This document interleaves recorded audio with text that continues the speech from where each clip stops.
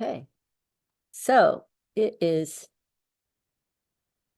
3 o'clock, and we had a field trip to Blair Castle in Scotland, where the Blair Defender CCI is starting this week with our friend rider trainer Deb. Oh, the phone is ringing. It's a caller for office hours. Call from Road. Hello. Hello. Hey, I'm going to put you on speakerphone. Don't say your name unless you want people to hear your name, but I think it's better if we all just not.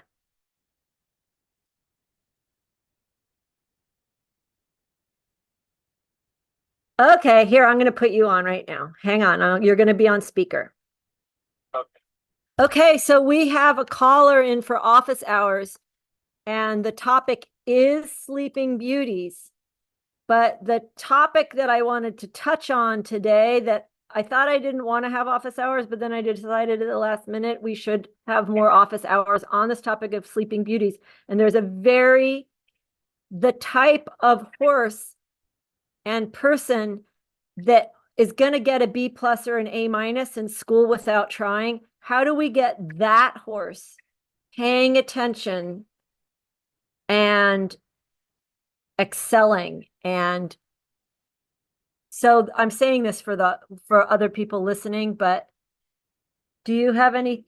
I think you have several very talented horses. So how do we get them involved? How do we get them to try? How do we get the horses to try? Yeah, well, then you can talk about the people too, but yeah. That's a really good question. I think try is one of those subjects that we don't want to kill in our horse. That's right. So I would think what takes the try away is the other side of that question. And that would be too much work. Yeah. Too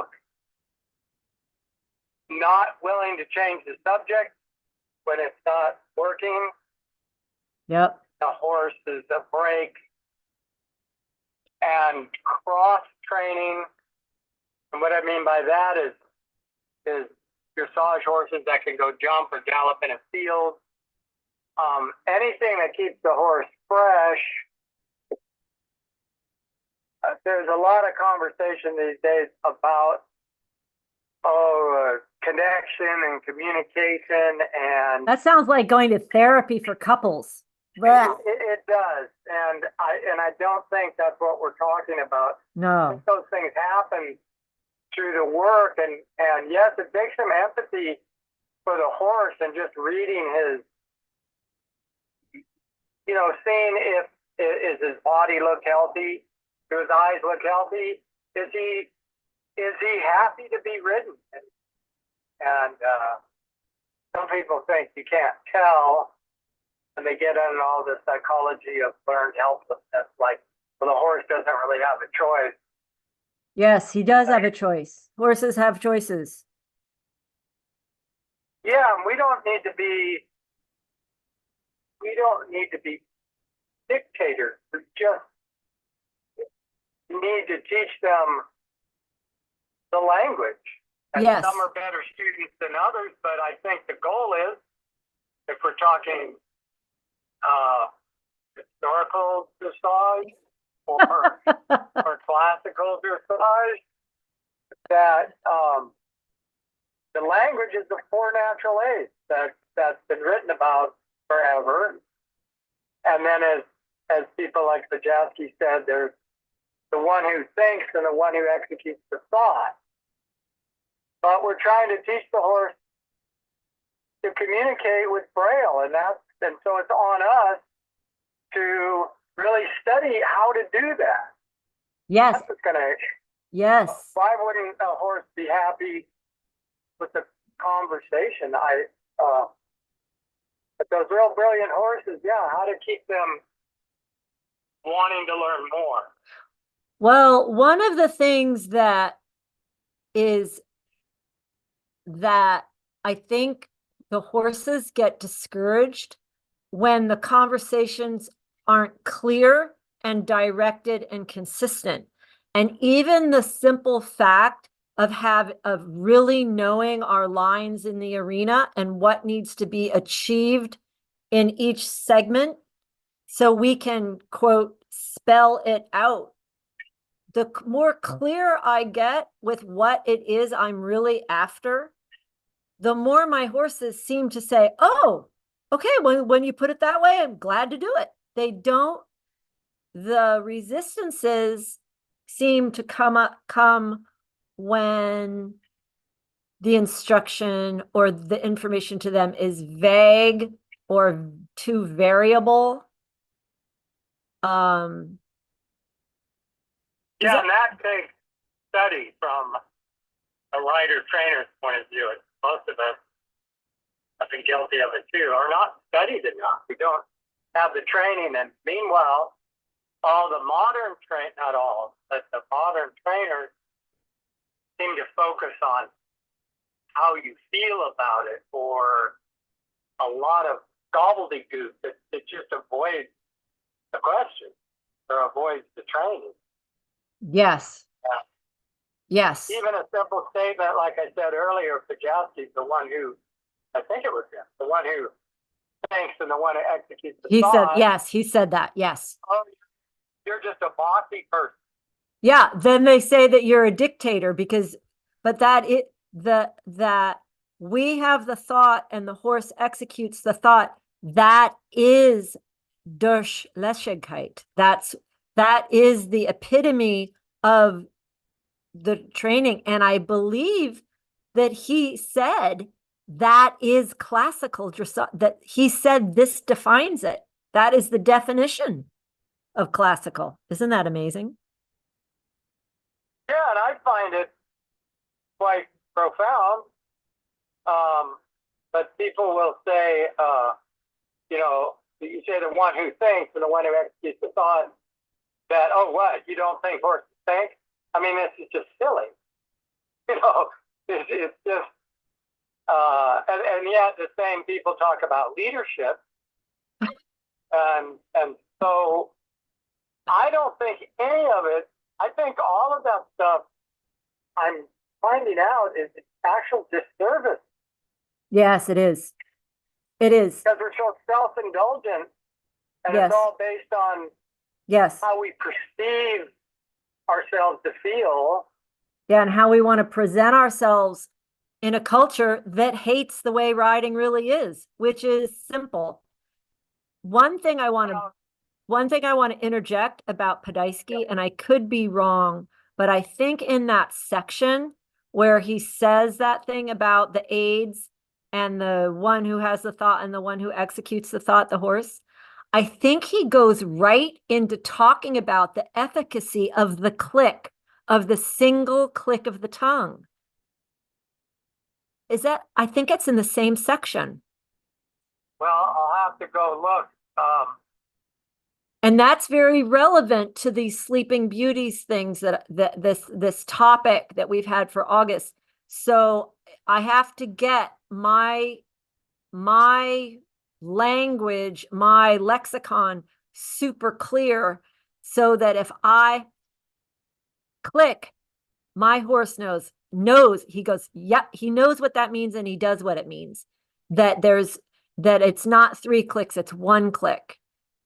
That everything I impart has a meaning and he knows the meaning and can do the meaning. So click is more activity. Click is more activity. Yeah, click is more activity. Whatever it is. Whatever that it is, more of it. Yeah. Yeah, well, that's interesting you mentioned that because just yesterday, another example happens all the time where one horse I was putting away in a stall, 2 at a time, actually. Oh, naughty. The lead rope. They usually stay there and wait until I come with the salt. Well, he took a walk. And, Oh, wait, your phone is getting wonky. Are you there? this will be over with. Okay, there, No. you're back. I'll lose you for just a couple minutes. Okay, Um, keep telling the story. Yeah. So the two horses, I could. So the woman clear across the who's into an idea of getting the horse's thoughts, of getting their attention. Okay, fine, getting their attention, but she was clucking from clear across the barn, like way down the aisle. And you know, I thought, okay, this horse is walking away from us. He's leaving. If I cluck to him, he's going to leave faster. If my training is any good. that's correct. Yes, he will go. So Yeah. I just thought this is from a clinician that she's learning it. Oy. And yeah, trust me. Okay, I'm So down into a whole. let's talk about attention for a minute. So the way it is in reality, if I'm present, their attention is on me. Oh, Oh, I lost you. Okay, you're in the weird zone. So I'm going to just talk. Oh, here, are you coming back? He's in his truck. He's driving. So one of the things we've all of us as a group and individually we've all been talking about, and Jean Betts is a good example, is getting the horse's mind on us right at the beginning. We go in, we put it on their halter. Their mind is on us. Like, have you ever tried to halter a horse that doesn't know how to put his nose in the halter and kind of help you put the halter on? I met a St. George horse once, and St. George in air quotes, that when you went to halter him, he didn't help. He didn't help put his head in the halter because he wasn't present. And it was like, you know, when you put a winter coat on a little child, that they know to help put their arm through. So this horse was pre-St. George, but he didn't know to help to put his arm through the winter coat. So I'm glad you brought that up because it's kind of a pet peeve of mine. yeah. And it's and you know, even the so-called natural horsemanship clinic, you know, Ray Hunt, he always talked about, I mean, there wasn't a single horse he had that would put his head in the halter. But many people don't think that's even possible. Yeah, they either think it isn't possible or they think it doesn't matter. Or they think it doesn't matter. Now that's the groundwork that matters, but the groundwork from what time you catch them to put them where you saddle them, that's the time your groundwork matters, and then pretty soon you're going to ride them. Yes, and then you're going to ride them outside of the round pen too. Yeah, but that's I'm glad to hear you say that because there's so many people I don't even know if they know it. The way they put a halter on it and don't wait.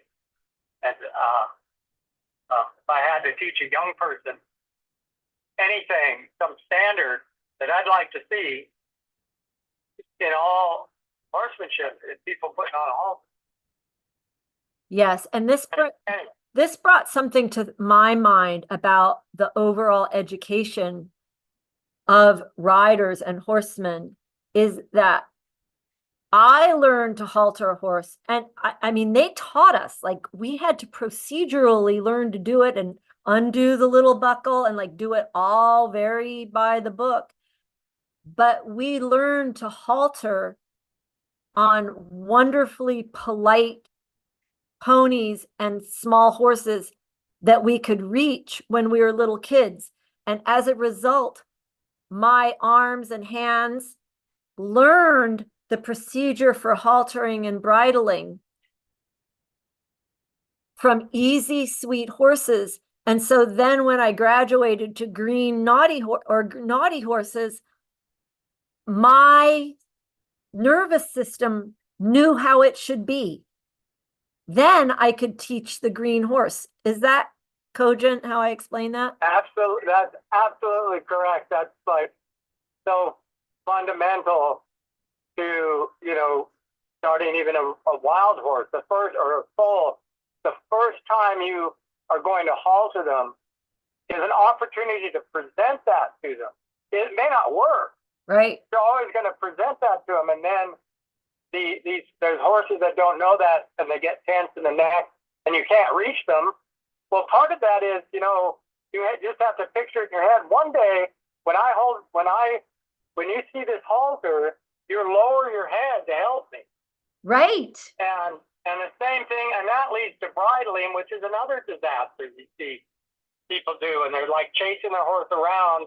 Even if he's in the crossties, they're chasing his head around with the bridle. So that person doesn't know what, and this is what the clinicians are, the horsemanship and horse starting and colt starting clinicians are, in my mind, really perpetrating a huge problem on the horse world, because there are people that don't know how to bridle a saint. You learn how to bridle on a saint, but these people, they don't know how to bridle a good horse. They don't know how to bridle a good horse. They're never going to be able to teach the green one, ever.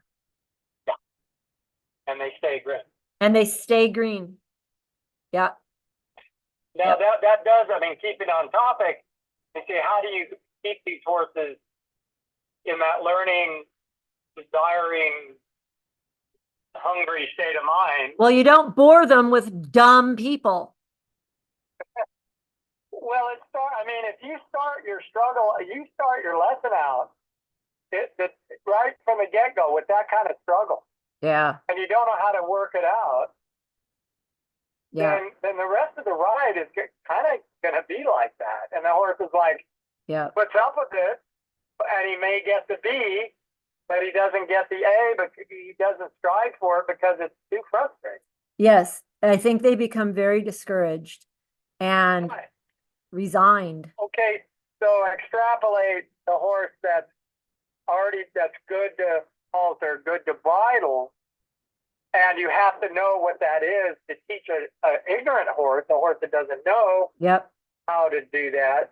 Extrapolate that to teaching flying lead changes and advanced movements of dressage. Well, I would just know, can the horse make a good change of rein in walk and trot, and simple changes in canter, and exchange his engagement over a mark in the circle, just like, well, I think it's page 124 of Podolsky.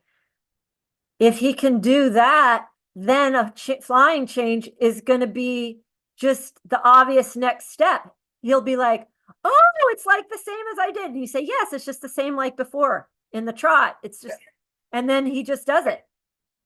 Yeah, I should have made it a little simpler example like that. Just the simple. But so all of the entire progression can go along like that when the rider trainer is prepared with foreknowledge of what it is they're doing, what it is they want to do. And we need that. And yep. I don't know if it takes a lifetime. There's kids. No, it doesn't take a lifetime. Kids that know more. Yep. If they could have the good information. So, yeah. Well, I think that's the mission, is to get that information to younger trainers, novice riders, so that they know the procedures, because it's the procedures, the early procedures, that give us the confidence handling horses, in my opinion. But modern psychology has created a resistance to procedure and doctrine. Yes, it definitely has. And we can't, the psychology, like with your horse, your competition horse, your main one right now, we do have to kind of think about his mind, and we do get a little bit like, why don't we try this? Because he's intelligent, he's talented. We have to think of ways to communicate with him in a sort of highbrow way. but we didn't start off trying to be all psychologically fascinating. No, what you're talking about is changing a procedural. In other words, a certain exercise. Yeah. And it's like, okay, that particular exercise is not informing him as much as a different exercise that addresses the same subject. Right. And on the vein of him and also this the B plus A minus student that we want to become world class, one good way everyone who's going to hear this is dealing with Sleeping Beauties is get them thinking about being precise, get them fascinated with the spot. Well, we're all, I just thought Sleeping Beauty, yeah, we're all frogs. We need to be still. Yes. I mean, somebody has to wake us up.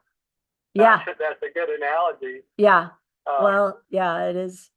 Yeah, we all have to be, and another big thing to get the Sleeping Beauties roused. I love how Xenophon says, suppose that you rouse your warhorse. So the open seat, single clicks, precise spots. That's the way to get it done. May I share that thing that you and I were speaking about with developing the medium canter in between the corner and B and how we revised it for your horse? Well, they were asking to develop it between the corner, yes, between M and B, I guess. Yeah, which is like, that's like 20 meters space. That's a huge, long space. So what is it supposed to build? Like an earthquake, rumbling, growing, getting warmer. So what this trainer and I came up with to make his very active, successful Sleeping Beauty be more precise is we said, don't develop the canter between those letters gradually. Let's pick the centimeter dead in the middle between those two letters, and he has to do it then. So that's, I think gradually, I think by the third stride, you ought to be there. Yep. Or And next year, the first stride. now. Yeah, now's a good time. Mm-hmm. But it's back to I love the idea that you have a student where you say a word and they spell it. It's like having a spelling bee expert in your horse. So Yeah. you say canter and he goes, yep, that's what I do right now. Yes. And Yes. Through Braille. And yes. I think the aids, I got that idea from you, but the aids are through Braille. Yeah, that's actually Steinbrecht. That our seat, that it is as the pads of Louis Braille's fingertips. Yeah. Yeah. And to me, it's beautiful. I mean, why is that? Because I told you, I think this morning there was a big long post from a guy who said we should leave the old dead guys dead. They weren't enlightened like we are. That sounds like someone who doesn't know what they said and doesn't know how to ride. Well, he's someone who I asked him what the 4 natural aids were. But they want to be deep and profound, and I go, you obviously haven't read these guys, because what is more? To me, it's inspiring. Yeah. I mean, we're people talk about communication, and it's like, oh, that's what our aids do. This is true communication. It's not through some phony idea or fantasy in our head. That's right. It's real. It's touch, and I find it very deep and inspiring. I do too. So I don't know what the hell is wrong with that. And one thing I was going to note about the indulgence of the self-indulgence, you hear the word "my personal journey." Oh, and I gag me. Yeah, exactly, because it's the horse's journey. Yeah. You're supposed to know what you're doing. It's not, you're making it personal, and the horse may or may not fulfill your personal satisfaction. That's like not even great horsemanship there. Yeah, we serve the horse. But yeah, so what's his personal journey? I get it. I mean, I have to say, I don't what like I'm it. learning now is tenfold from what I knew 10, 15, 20 years Well, ago. well, we can thank the dead guys, the obsolete dead guys. We're not going to let them be The obsolete. obsolete dead guys who evidently had no compassion or feeling for their horse at all, according to this fella. And people were eating it up. Yeah, it's sad. I said, anyway, Well, I will reveal my identity if I say it. yeah, let's, I think that we've had, I'm going to end this soon right now because we've been on half an hour. But I think that this is so rich what we've covered. And so for you guys, other guys listening with Sleeping Beauties, you have an enormous effect from a single click, teach them precision. And what was the third thing? I don't remember now the third thing. Can you remember the third thing? Precision, click, language. I don't remember. Are you still there? Yes. Do you have any summarizing thought? That's as much summarizing as I can do. Oh, instantness, automaticness, instantness, Promptness. promptness, immediacy. Yeah. Yeah. And That, yeah. and the higher, I mean, the experience is take a transition, and we've seen that in my own riding, a canter depart. So you think, okay, a walk or a halt, canter depart, or say a walk, but there's 3 steps of hesitation. Well, on the greener horse, you would say, that's okay, you're learning. Yeah, he's thinking, he's But what processing. happens is our compassion or empathy gets to be overpower it's like, wait a minute, it can be better than that. Right. You can do it now. And that's just a mental attitude, like you think that's good enough. Well, if you tell your horse that's good enough, that's as good as he can be. But he could be better. And they know that they're half-assed, and then they become sad and depressed, even if it's very low grade. I have never met a horse that if I didn't press them into, come on, dude, do it right now on this centimeter, that they go, all right. And they love it. And then you can feel them go, I did it. Like you can feel their pride. I think as long as we're horsemen enough to recognize, we don't have to overly praise them. I think recognizing their effort. Yeah, recognizing each effort. Yeah. They feel that, and like you say, and then maybe you go on the buckle or something, and people get all involved about the reward, but the reward could just be it's the reward, and people will argue with me about that. If you will. Just loosen your joints and say, make a noise, like loosen your joints, scratch their withers while you're turning or something. They know they're already feeling us. So they can feel when we are happy with them. Yeah. Good stuff. Good stuff. Are there other people joined in on this? Or? I have no idea. I barely know how to get on this thing. Okay. Well, it was a good conversation anyway. It was. Have a great competition this week.